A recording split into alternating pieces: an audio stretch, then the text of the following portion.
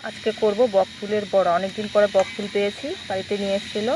তো বকফুলের বড়া করব। বকফুলের বড়া করার জন্য বকফুলের ভেতরে যে ঠোঁটগুলোকে আমি যে ফেলে নিয়েছি, নিয়েছি এখানে চালের গুঁড়ো। চালের গুঁড়োর মধ্যে একটু নুন দিয়ে দেবো, নুন দিয়ে দিলাম।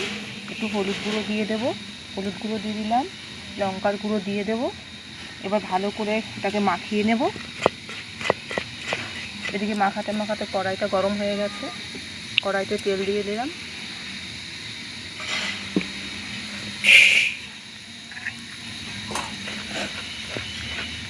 ভালো করে গোলাটা গুলে নেব।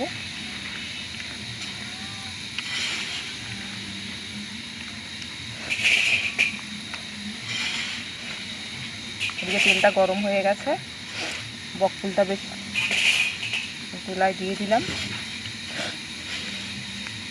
কড়াইতে দিয়ে দিলাম বকফুলটা। বেশ আজকে গরম গরম বকফুলের বড়া দিয়ে ভালোই খাওয়া হবে।